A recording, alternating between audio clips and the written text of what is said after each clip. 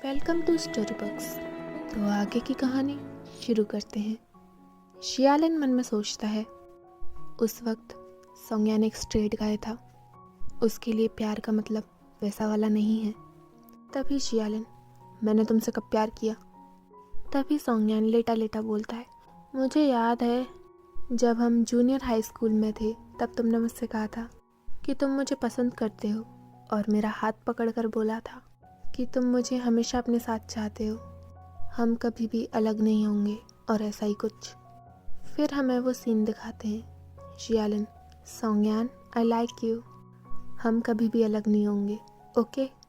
तभी सोंगयान, शियालिन तुम इतना झूठ क्यों बोलते हो? और वो सीन ख़त्म होता है। शियालिन मन में सोचता है, वो पहली बार था जब मैंने सोंगयान को प्रपोज करा था, पर उसने मुझसे अपनी पिछली ज़िंदगी में कभी ये बात नहीं बोली। पर अब मुझे पता चला उसे ये बात याद थी। तभी सोंगयान, शियालिन नहीं नहीं, अब ये मत कहना कि तुम अपनी ही बात भूल गए। शियालिन, मैंने वो सब जूनियर हाई स्कूल में कहा था, मुझे कैसे याद होगा? क्या तुम सच कह रहे हो कि मैंने ही कहा था, किसी लड़की ने नहीं? सोंगयान, अरे मुझे गलत कैसे याद होगा, और वैसे भी। शियालिन, और क्या? सोंगयान शियालिन के सर को सहराते हुए बोलता है, उस वक्त तुम्हारा पूरा चेहरा लाल हो रहा था, तुम बहुत क्यूट लग रहे थे। शियालिन ब्लश करने लगता है। सोंगयान, अगर मुझे नहीं पता होता कि उस दिन अप्रैल फूल डे है तो मैं तो फूल बन ही चुका होता। शियालिन तभी मन में सोचता है, अच्छा तभी सोंगयान को ये सब मजाक लग रहा था। तब ऐसा नहीं था कि उसे मेरी कोई पड़ी ही नहीं थी, बस मैं ही बेवकूफ़ था जो अप्रैल फूल डे पर प्रपोज करने गया था। तभी सोंगयान एक बॉक्स लेकर आता है। अच्छा छोड़ो, अब उस बारे में बात नहीं करते। देखो मैं तुम्हारे लिए क्या क्या लाया हूँ। तुम बेशरम इंसान, देखो मैं अपने दोस्त के लिए क्या क्या सामान लाया हूँ। और एक वो जो कि मुझे तब से इग्नोर पे इग्नोर करे जा रहा है। शियालिन, तुम क्या लाए हो? सोंगयान, देखो खाना, स्नैक्स, टॉयज, सब कुछ। तुम्हें पसंद आया ना शियालिन? शियालिन, ओके, पर ये सब चाइना में भी मिल जाता है, इसमें इतना क्या खास लगा तुम्हें? और वो बॉक्स में देखने लगता है। तभी वो एक डिब्बी निकालता है और वो बोलता है, ये तो। तभी सोंगयान उसके हाथ से वो बॉक्स छीनता है। ये तुम्हारे लिए नहीं है, ये तो मैंने गलती से रख दिया था। शियालिन, कॉन्डम? और वो मन में सोचता है, जब सोंगयान 18 साल का था वो इस तरह की चीज़ें सोचता था। तभी सोंगयान शर्माते हुए बोलता है, देखो मैं कह रहा हूँ, सच कह रहा हूँ, मैंने अभी इसे यूज़ नहीं करा है, देखो इसकी पैकेजिंग भी खुली नहीं है, ये मेरा फर्स्ट टाइम है। शियालिन, तो तुमने ये क्यों ख़रीदा? और वो मन में सोचता है, यू लुओतोंग तो अभी मिला भी नहीं है इसे, इससे पहले तो सोंगयान को कोई पसंद आया भी नहीं था, फिर क्यों? तभी सोंगयान ब्लश करते हुए बोलता है, क्योंकि वो 1 महीने में मेरा बर्थडे आएगा और अब मैं 18 का हो जाऊंगा, तो फिर मैं अपने आप को एक ऐसा गिफ्ट देना चाहता था जो मेरे 18th बर्थडे को यादगार बनाए। शियालिन हंसने लगता है, क्या यादगार बनाए, वो भी कॉन्डम? तभी सोंगयान बोलता है, तुम हंस क्यों रहे हो? तुम भी तो कुछ महीनों में 18th के होने वाले हो ना शियालिन, तुम्हारे मन में ऐसा कभी ख्याल नहीं आया? शियालिन, सच कहूँ तो कभी नहीं आया। और वो मन में सोचता है, पिछली लाइफ में इन ख्याल की वजह से ही मैंने अपनी पूरी ज़िंदगी सोंगयान के नाम ही बिता दी थी, पर इस बार नहीं, इस बार मैं खुद के लिए जीना चाहता हूँ। तभी गेट पर नॉक नॉक की आवाज़ आती है। शियालिन दरवाज़ा खोलता है।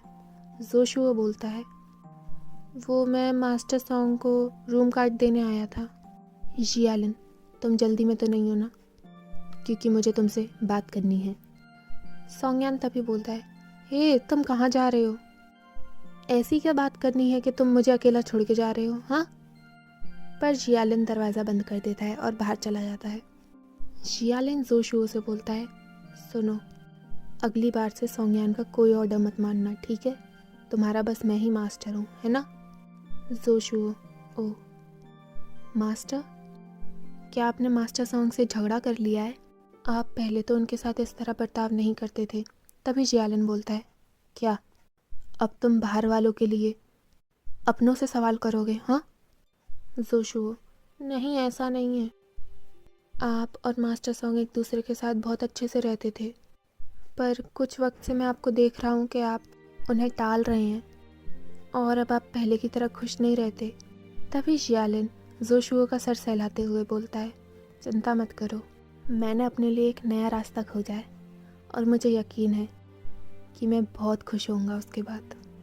जोशुओ, फिर तो ठीक है। जियालिन तभी जोशुओ से बाय बोलता है और कहता है, ठीक है, अब तुम जाओ और आराम कर लो। और वो मन में सोचता है, चाहे वो अतीत हो या फिर अब, जोशुओ ही एक ऐसा इंसान है जिस पर मैं हमेशा ट्रस्ट कर सकता हूँ।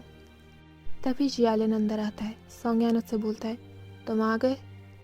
तुमने ऐसा क्यों कहा कि तुम्हें जोशुओ से बात करनी है और तुम उसे प्राइवेट में लेकर ही क्यों बात करे? सोंगयान तौलिया से अपना सर पहुँचते हुए जियालिन से सवाल करता है। सोंगयान शर्टलेस था। जियालिन उसे देखता ही रह जाता है। वो सोचता है, ये सोंगयान है जो अब जल्दी ही 18 साल का होने वाला है। अब अगर मैंने डिसाइड कर ही लिया है कि अब मैं सोंगयान से कोई रिश्ता नहीं रखूँगा, तो फिर मुझे हेजिटेट होने की कोई ज़रूरत नहीं है ना? तभी सोंगयान जियालिन के पास आकर बोलता है, मैं तुमसे कुछ पूछ रहा हूँ, आखिर ऐसी कौन सी बात थी जो तुम जोशुओ से बाहर जाके कर रहे थे? जियालिन तभी बोलता है, मैं अपने बॉडीगार्ड से बात कर रहा था, क्या मुझे तुम्हें रिपोर्ट देने की ज़रूरत है? तभी सोंगयान गुस्सा होकर बोलता है, जियालिन, तुमने गन पाउडर खा लिया है? तुम पहले तो ऐसे नहीं थे, क्या तुम मुझसे गुस्सा हो? मेरे पास 2 टिकट हैं ईटी कॉन्सर्ट की। मैं तो चाहता था तुमसे पूछूं कि मेरे संग चलोगे कि नहीं, पर अब मुझे लगता है कि मुझे भी तुम्हारी तरह बन जाना चाहिए।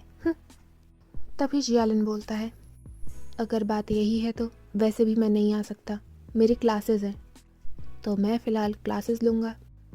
अगर 2 टिकट हैं तो किसी एक को ढूंढ लो अपने संग जाने को। और वो मन में सोचता है, अपनी पहली ज़िंदगी में मैं हमेशा वही चीज़ पसंद करने की कोशिश करता था जो सोंगयान को पसंद है, जबकि मुझे ये रॉक एंड रोल टाइप की म्यूज़िक बिल्कुल पसंद नहीं।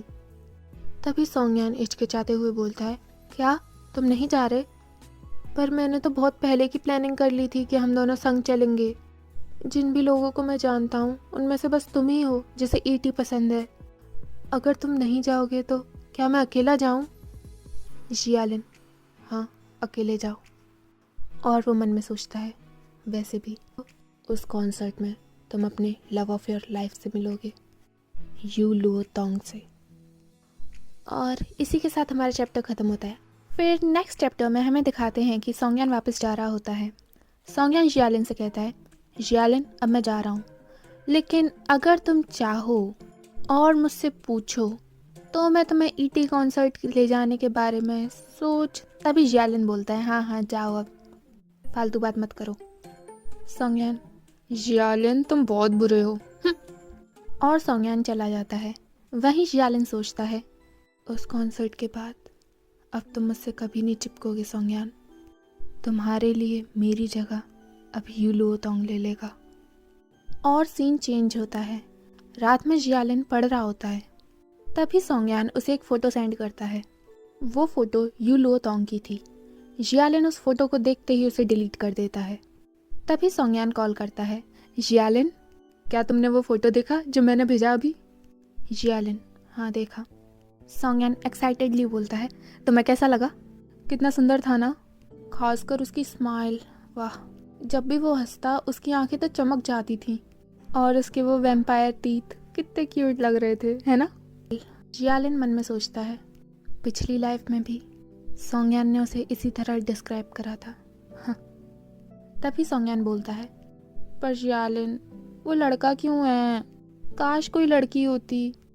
आखिर कोई लड़का इतना सुंदर कैसे हो सकता है? मेरा तो दिल ही टूट गया जब मुझे पता लगा। मैंने तो सोचा था अभी उसे कॉन्सर्ट के बाद प्रपोज कर दूंगा, पर वो लड़का है, इतना क्यूट लड़का आखिर इस दुनिया में हो भी कैसे सकता है, मैं नहीं मान सकता। जियालिन, ओह। सोंगयान, जियालिन क्या हुआ, क्या तुम्हारा मूड सही नहीं है? जियालिन, ऐसा कुछ नहीं है, बस थोड़ा थक गया हूँ। सोंगयान, वो तो होना ही था, मुझे मालूम है तुम ईटी कॉन्सर्ट के बारे में सोच सोच के थक गए हो, है ना? पर गलती मेरी नहीं है, मैंने थोड़ी ना तुमसे कहा था कि तुम अभी आइंस्टाइन बन जाओ। हाँ, इतना अच्छा चांस तुमने मिस कर दिया। पर अब दुखी होने का क्या फ़ायदा? वही जियालिन सोचता है। मैं दुखी उस वजह से नहीं, इसलिए हूँ क्योंकि।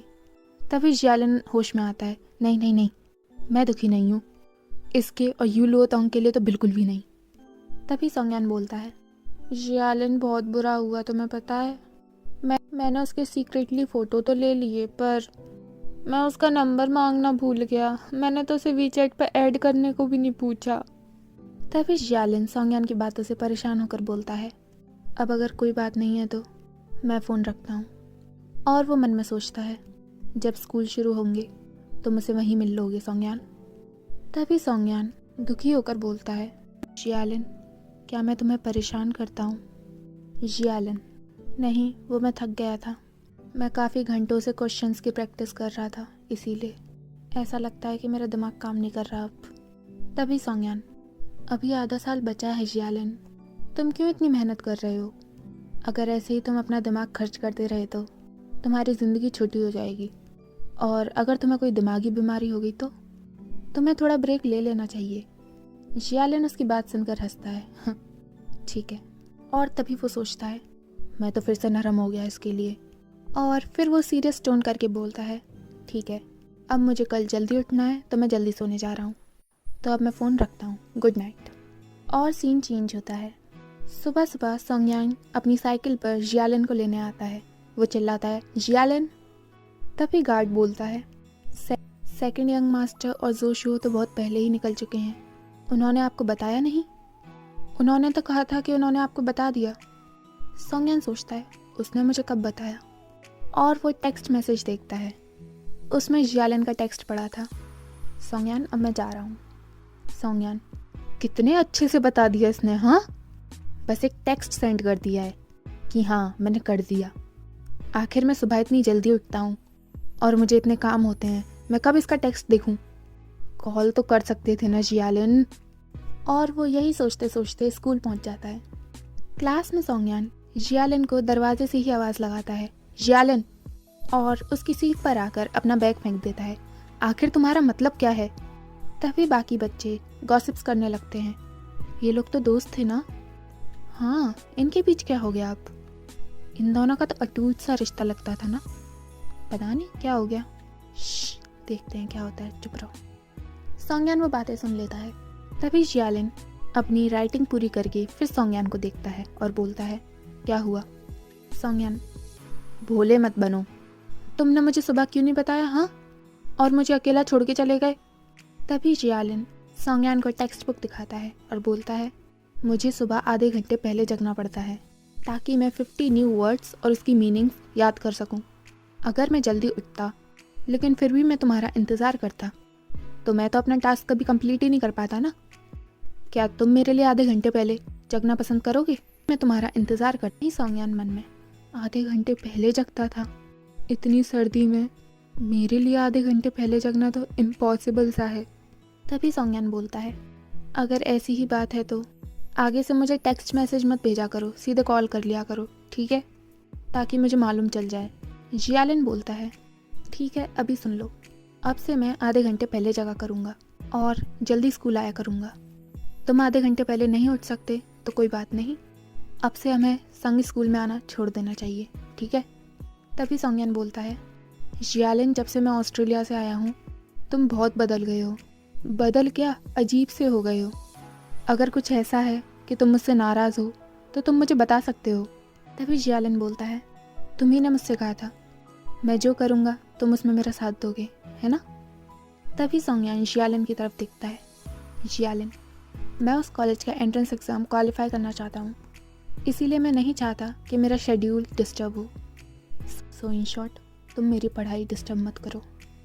और जियालिन सोचता है, अब तक सोंगयान समझ गया होगा कि मैं अब उसके साथ नहीं रहना चाहता और अब वो मेरे से सारे रिश्ते तोड़ देगा।